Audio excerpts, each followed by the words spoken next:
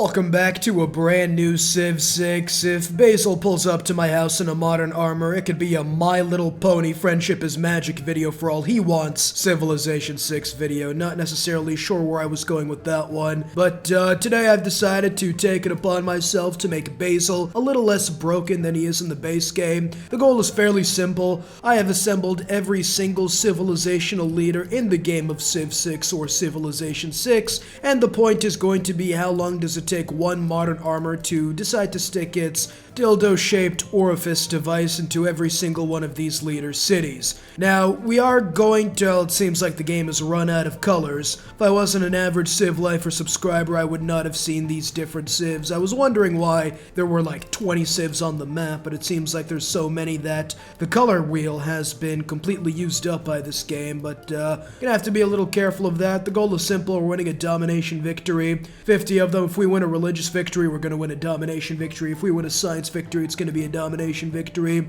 I've took it upon myself to give every single technology to Basil, at least the only ones that matter.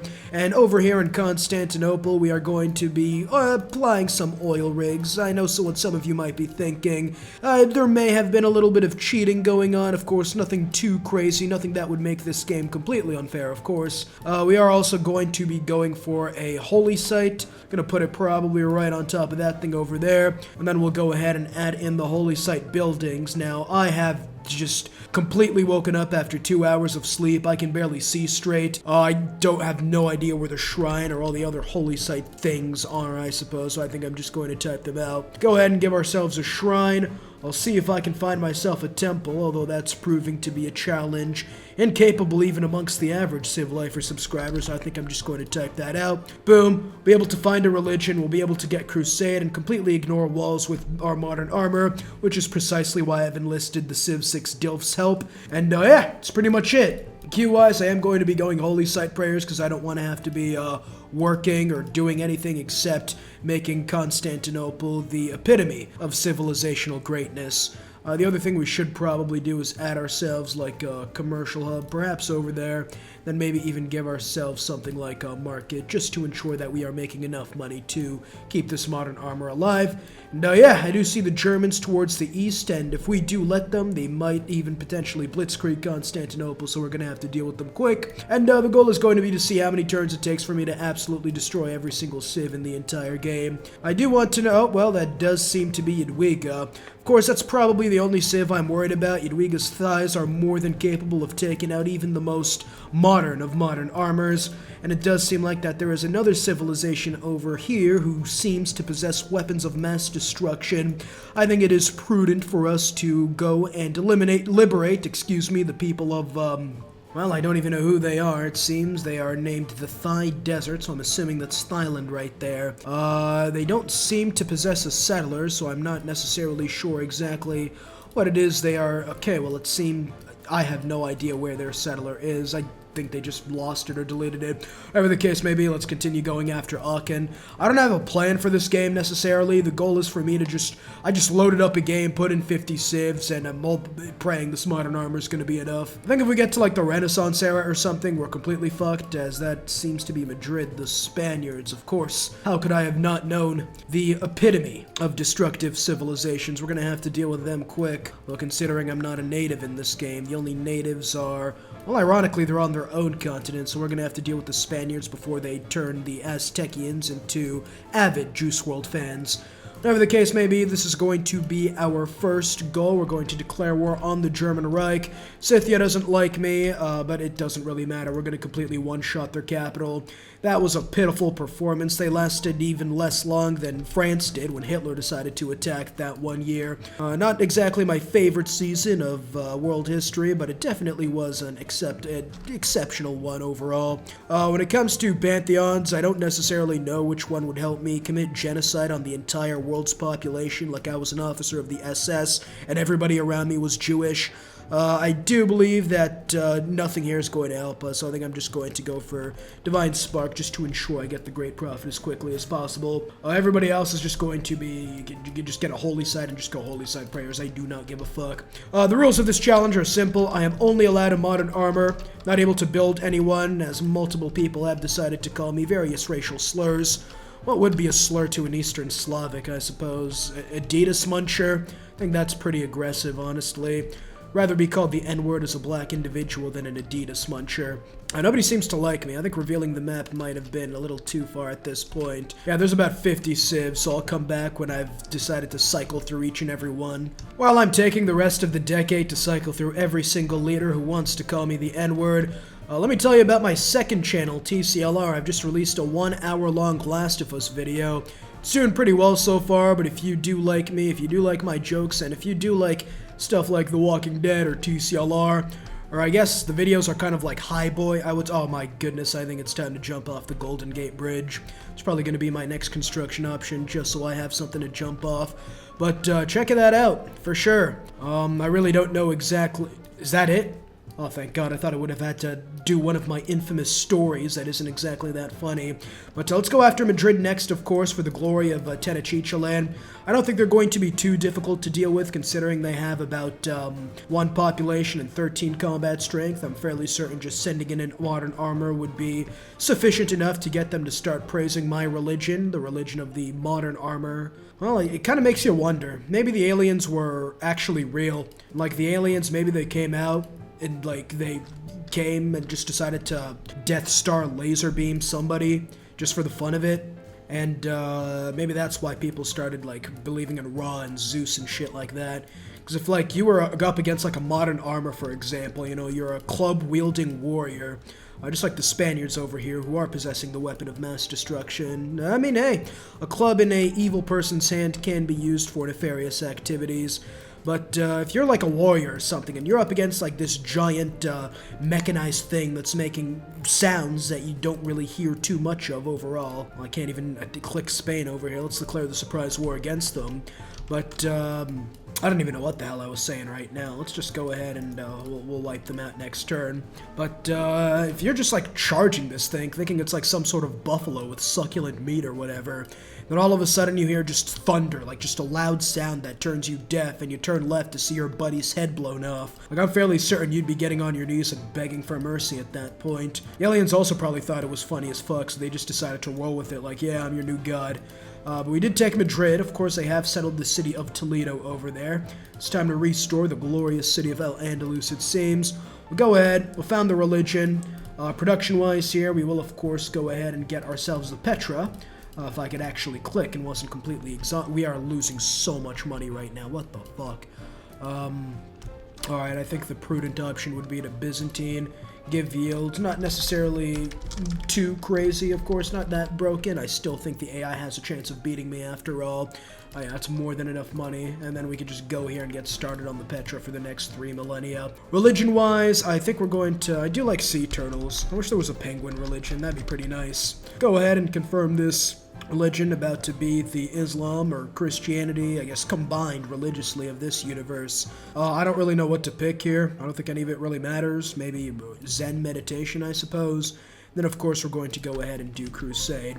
Now, the best thing about this is that if I just completely destroy a unit, just like we were brainstorming right now, I eliminate a unit from existence, everyone just starts deciding to worship the turtle, or the tank in this case. I guess a tank kind of looks like a turtle. Probably the best option for a religion I could have picked right now. Here's what we're going to do. We are going to... There's animal humpingry. That's beautiful. We'll wipe this guy out, and just like that, we've completely... we have done a lot of damage religiously. There's about 5 turns or 10 turns in the game, so everyone just wants to tell me what they think on their opinions, like a YouTube comments section right now, which is quite unfortunate because most of them don't seem to like me. Unlike the actual comments, I do appreciate every single one. Of course, you could leave whatever comments you want down there. I don't necessarily care. Unless it's, of course, something like a racial slur. I'm fairly certain YouTube will delete my channel if I don't delete that comment. So, anyone who decides to call me something in the comments, please refrain from saying the N-word. I don't mind, but YouTube definitely will not allow this video to pass go and collect 200 million if that's the case. That is excellent. Let's go ahead and wipe out the city of Toledo, and just like that, Spain is backed into a corner, realizing he can't do anything against the armored turtle, reaching out, asking God why he's forsaken me, despite the fact that, considering his town followed my religion, I'm fairly certain I was his god. But I'm probably just going to raise. I cannot be bothered to actually deal with these units. Whatever the case may be, we are about 2 civs down, 47 more to go.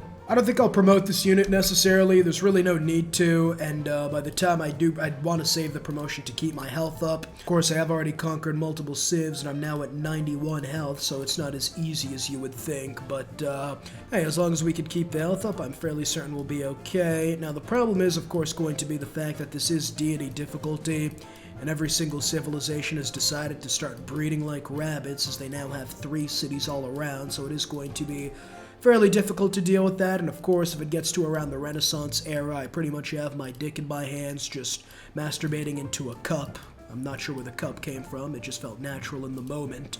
But whatever the case may be, it does seem to be, it's going to be difficult if we get to the Renaissance. Whatever the case, let's go ahead and attack the Byzantinophile. I'm fairly certain I said that properly.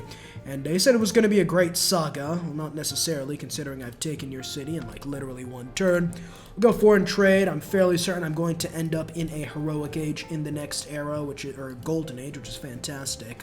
Bergen doesn't seem like it's going to be doing well, but I think we take Bergen, move down south, take all these civs down towards the south, start moving west, and then we'll sort of just play ring around the rosy with these fucks before finally moving to the east, getting to the cock, moving down the corpus spongiosum of the penis, and then finally dealing with the native civilizations, who are probably going to be a lot more advanced than you would think at that point. The reason I did pick Byzantium, as I'm sure most of you have probably figured out by now, is I can easily spread my religion. If it gets to the mid to late game and they start building medieval walls, which somehow a tank struggles to mow through for some reason, we're going to be completely fucked. And Byzantium essentially ignores walls with cavalry units, tanks included. Yeah, take that head.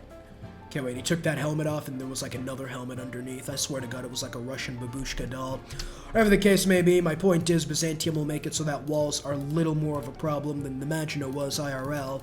And hey, just like that, we are doing fairly well for the most part. And I think I'm just going to start raising every city from now, just because of the fact I don't want to have to deal with all these build orders. Let's go ahead and start dealing with Wario right now, whose units are busy fighting 2 other civs, although it probably wouldn't have mattered either way. Let's go ahead and take out the city of Yaroslav. Again, I don't want to have to deal with any of these cities, so I think I'm just going to start raising everything I see. St. Petersburg goes down next, and that seems to be the end of Wario's run in the sequel to the Mario movie. We'll have to keep that city, of course, and this is where the problems start coming in. How am I going to deal with loyalty? I think you'll all agree that me running around dealing with rebellions isn't going to make for the most riveting of gameplay, so I think I'm honestly just going to go ahead and buy like different units, like modern armors in some of these cities. Maybe give them like a giant amount of population just so they stay loyal, but then other civs will start converting, so I think probably just making all my cities loyal, or maybe even doing something like player options, Byzantine spawn unit. And I can just spawn like modern armors everywhere, perhaps. Maybe even like modern ATs. Send this guy to Aachen, even if it does rebel, I can completely destroy it. And yeah, it's probably going to be my goal. Let's go ahead and begin dealing with this civ. 1, 2, 3, 4. You know what? This is probably the better option, just to set everyone's population to like 5 or something. Seems to have worked, which is exceptional. I'll take it. Zulu's next, as I'm about 20 minutes into this challenge and taking out like 4 civs, which is quite unfortunate. The good news is these civs are still extremely easy to take, and I think it's probably best for me to just start like keeping all of them, even if I do have to micromanage a lot. What's definitely tickling my pickle to an uncomfortable degree is the fact that, okay, well, I was about to say St. Petersburg has 5 population, everywhere else is like 1, and it was still losing loyalty. Whatever the case may be, let's go ahead and finish off Shaka Zulu. Or no, because it does seem like he has another city towards the tundra, the ancestral birthplace of the Zulu people, excuse me. I was about to say Ulandese for some reason. Ulandese tanks nuts in your mouth is what you're all going to be doing by the time I'm finished with you. I absolutely got him with that one. They seem to have evolved their tactics, as it does seem that they've surrounded the city. 1, 2, 3, 4, 5. Still gonna have to go through them, but it is going to make me take another turn. Good news is, if they do end up building walls, they will not matter at all, because their people have seen the power their god possesses. The modern armor should probably give him a name at this point. What is a name that will strike fear into any man, woman, child, or other? Let's go ahead and wipe out the Zulu. Yeah, I'm not sure that axe is gonna do anything against my M1 Abrams. Sorry about that. Turns out that axe really did do nothing against my M1 Abrams. I've spent multiple hours deliberating on this dilemma I have upon myself. What sort of name is enough to strike terror into quite literally every culture in the entire world? I am talking about something that is so unhinged, crazy, despicable, that no one can come with the right mind and argue against it. And I've only really found one answer, and no, it's not Hitler, nor the Holocaust, nor even genocide. I think that right there is a fitting name for the most despicable thing on Earth, by the time I'm finished genociding the whole world, of course. While I'm going through the next decade, making sure to skip everyone's denouncements, let me regale you about a story back when I was in the 10th grade. When I was in the 10th grade, during lunchtime, we'd always have an hour to do whatever the fuck we want. We could leave school, we could masturbate in the bathrooms, we could pretty much whatever it was, as long as you were back by the next period. So me and my friends would always take the time to travel 20 minutes to Marketplace, use it to get some Subway sandwiches for lunch, and then walk back home. It was a great time. There was about 7 to 8 of us as we talked about the struggles and trials and tribulations we went through during algebra that day. But one of these times when we were coming home, as you can see, one of my friends was in need of some money. A fairly substantial fund. He did need the new League of Legends skin to jack off to. So what does one do when you are small, young, poor, and need money quickly?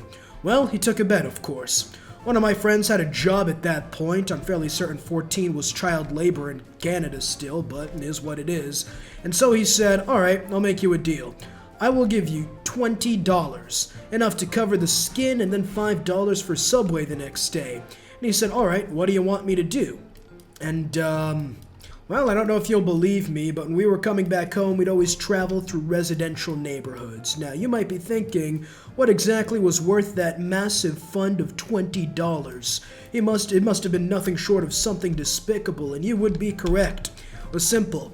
Go on the hood of a really nice looking car, I don't know if it was a BMW or a Porsche, and just take a fat dookie on it. I'm talking number 2 on the car, a log. Now take in, we had just finished eating Subway like 20 minutes before, and the kid, being in the 10th grade, of course, agreed to it. Now, we went and found a nice car, because of course if it was something like a piece of junk, that really wouldn't have given us the thrill we were seeking. And so there we are, 7 of us in front of, let's say, like a BMW or something.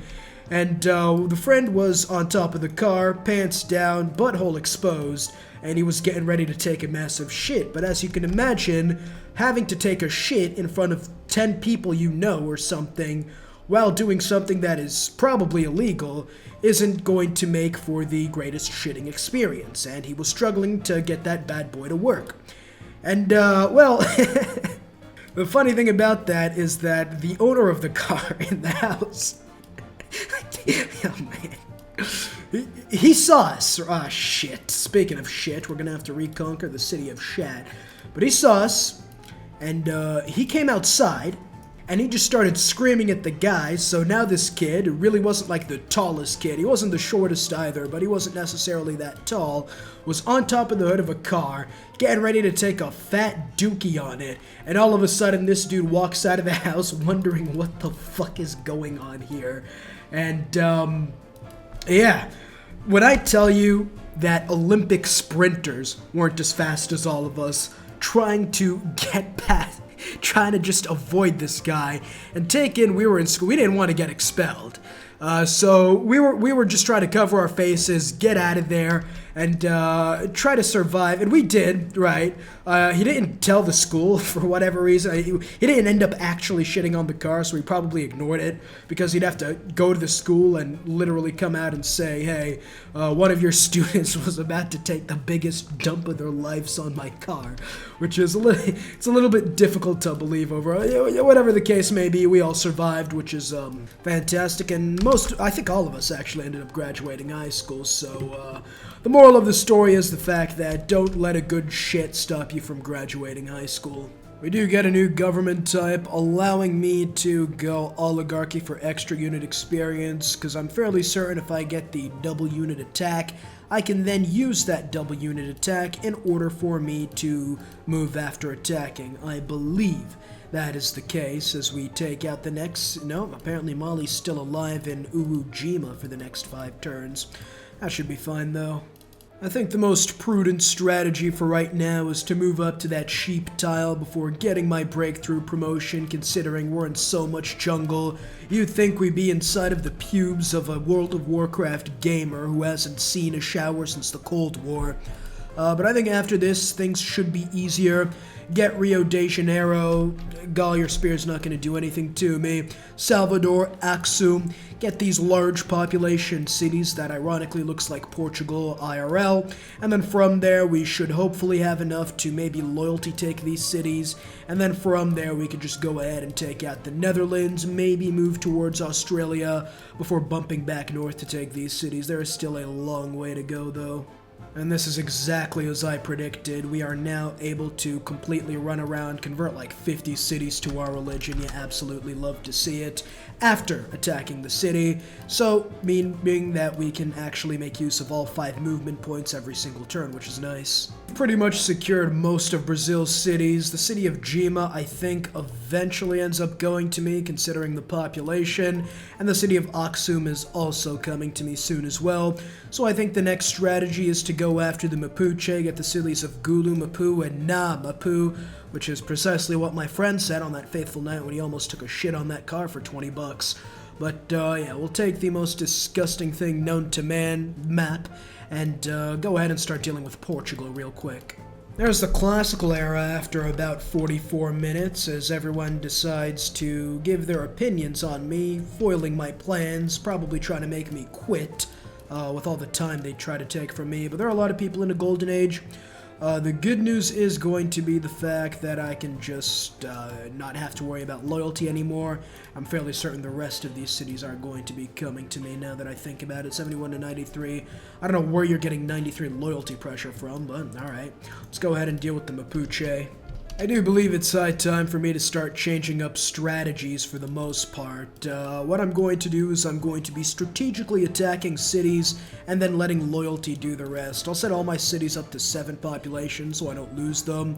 Of course, that's going to make it so that all my cities are going to exert a lot more loyalty pressure, especially considering I've essentially guaranteed Golden Ages every era. But I think that's going to be probably necessary considering I'm about 1/5 of the way through, and it's been like an hour at this point.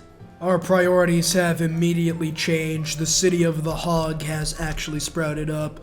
Gonna have to go deal with that quickly before they decide to treat me like an SS officer. There's another free city to our name as we completely eliminate any sort of check or balance the game would have had against me. Keep the city, of course, under our control, probably the most powerful city on Earth. Now it's time to deal with the Netherlands and Australia before probably just pushing eastward next.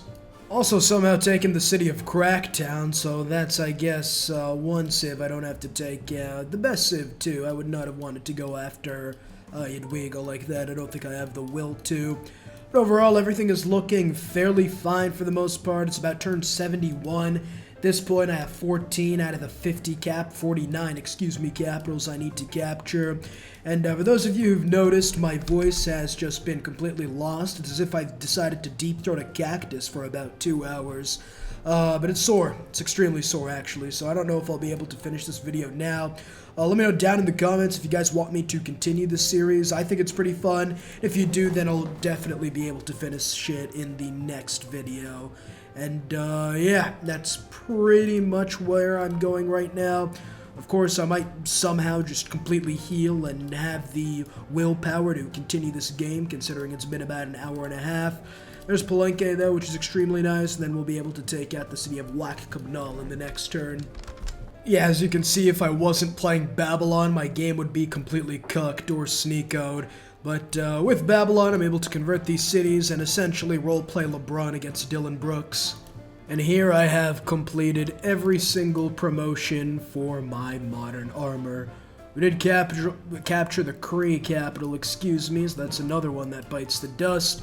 And overall, this game's going pretty good. I have no idea why I decided to take this route, considering there's no other civs, unless I want to go after the Aztecs and the Incans, which honestly might be a good move next, aside from the fact that that's probably a stupid idea considering I have no cities there, meaning no loyalty.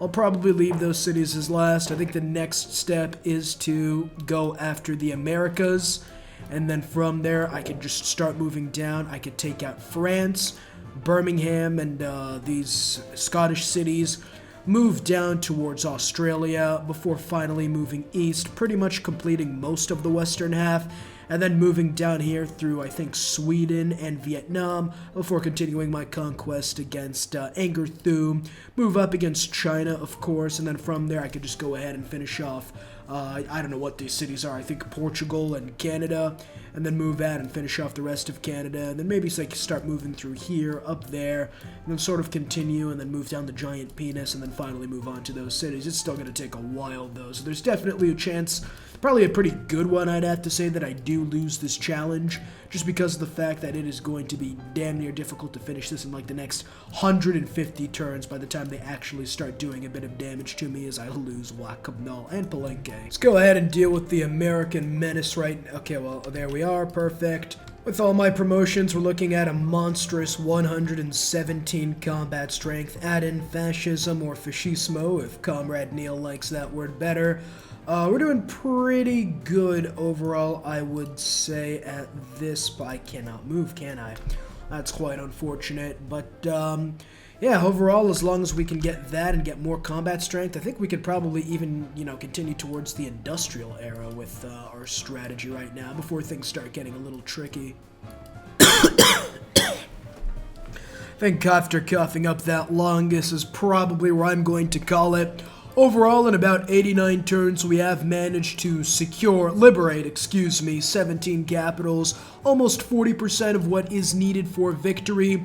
And not only that, but we do have cities like Poznan, which is probably going to come to us, as well as Lubin. I do have to make the population 12 now just to keep loyalty, so factor that into your considerations, whether you call that cheating or not, although I'm using a modern armor since turn 1, so I'm fairly certain cheating is the least of anyone who's watching's concerns.